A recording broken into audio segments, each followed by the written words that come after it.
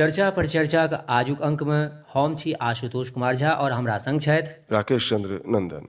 राकेश जी, एखन अपना सब देख रहल छियै जे लॉकडाउन के तेसर चरण प्रारंभ भऽ गेल अछि आ आबो अगर अपना सब सचेत नहि होइ आ एकर पालन नीक जकाँ नहि करी तऽ ई एकटा विषम परिस्थितिके जन्म दऽ सकैत अछि।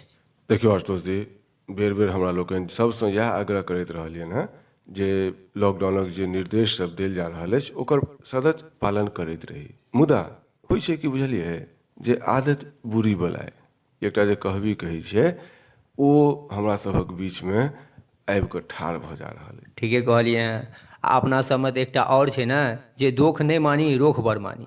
एखुनका समयमे तऽ हमरा अहाँके सावधानिए रहनाइ जे छै से अपना सबके परिवारोके जान बचा सकैए। ई तऽ छै नहि जे हम अहाँ कोनो दोसर पर उपकार कऽ रहल छियनि। हमरा अहाँके ई जिम्मेदारी छी अपना परिवारक प्रति, अपन समाजके प्रति, अपन देशक प्रति। मुदा ई सब सोचबाक हमरा पलखैत रहत तखन ने।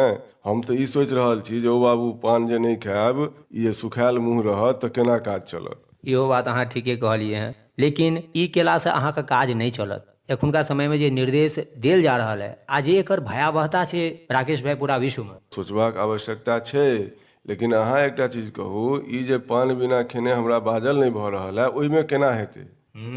आ एकर प्रसारमे ई एकटा बहुत पैघ जे छै से माध्यम छै। हमसब इएह सोचै छी जे एकटा हमरा पान खेलासँ की हेतै। नहि छै कि पान गुटखा तमाकू जे किछु खाइत होइ, जे केओ बहुत गोटा बहुत चीज खाइ छी, लेकिन ओ पान खा कऽ तऽ हम पीक फेकबै कतहु।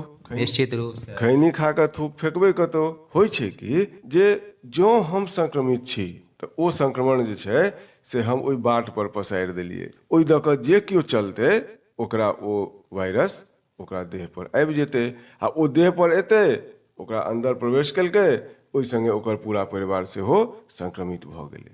यौ, सबसँ बड़का दिक्कत तऽ ई छै जे बहुतो रास विशेषज्ञ ई बात कहने छथि जे थूक जेना फेंकै छथि किओ तऽ जूतो चप्पलके माध्यमसँ घरमे एकर प्रवेश भऽ जाइ छै। छैहे ने, ताहि दुआरे प्रशासन द्वारा की कयल गेल छै नहि बुझलियै, थूक फेकबा पर जुर्माना सेहो दऽ देल गेल छै। हँ, ई एकटा दंडनीय अपराध आब भऽ गेल अछि। आब जे कोनो सार्वजनिक जगह छै ओहिठाम जो अहाँ थूक फेकैत पकड़ा गेलहुँ तऽ एकटा चीज बुझि लिअ, जुर्माना लगबे टा करत, बचब नहि। संगे संग राकेश भाई, मास्को लगेनाइ आब अत्यंत आवश्यक छै।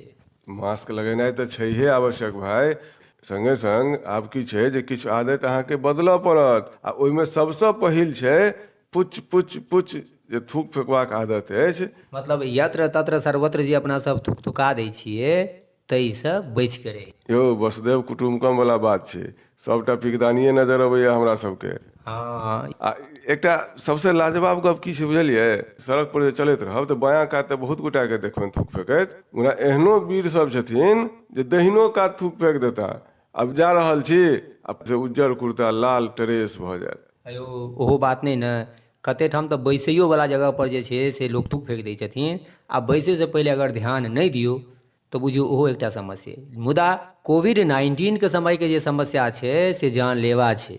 छैहे आशुतोष भाई, तेँ सबसँ पहिने ई बात हमरा सबके सोचऽ पड़त जे हमर जे कोनो आदत अछि ओकरा हमसब कम कऽ सकै छी, ओकरा हमसब सीमित कऽ सकै छी।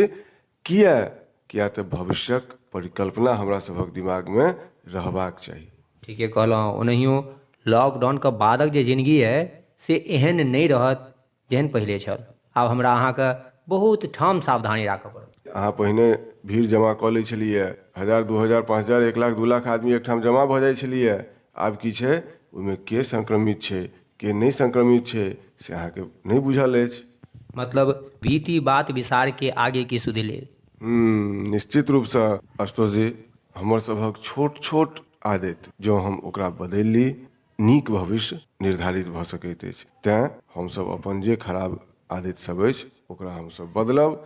हमसब यत्र तत्र सर्वत्र के जे गप केलहुँ अहाँ पिकदानी बनेबाक, ओ हम नहि करब। हमसब जे छै से अडिग रहब अपना आप पर। किया तऽ अपन सुखद भविष्य हमरा चाही। ठीके कहलहुँ राकेश भाई, ई सब सावधानी तऽ बड़ बेसी जरूरी छै आ संगे संग जागरूकताके प्रसार सेहो करिते रही। हम श्रोता लोकनिसँ विशेष रूपसँ आग्रह करबनि तऽ अहाँ सबके लाइकके कमेंटके प्रतीक्षा रहत। बेस तऽ नमस्कार। नमस्कार।